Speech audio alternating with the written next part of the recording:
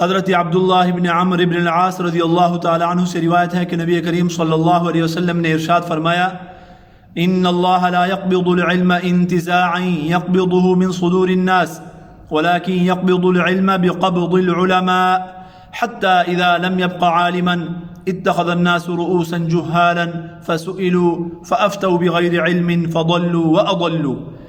اللہ کے رسول صلی اللہ علیہ وسلم نے ارشاد فرمایا کہ اللہ رب العزت اس علم کو اٹھا لیں گے، اور اس علم کو ایسے نہیں اٹھائیں گے کہ لوگوں کے اور اہل علم کے سینوں سے اس کو کھینچ لیں، بلکہ اٹھانے کا طریقہ یہ ہوگا کہ جو بڑے علماء ہیں، اہل علم ہیں، ان کو اللہ رب العزت اپنے پاس بلا لیں گے۔ پیچھے جو لوگ بچیں گے اگرچہ وہ نام کے اعتبار سے عالم ہوں گے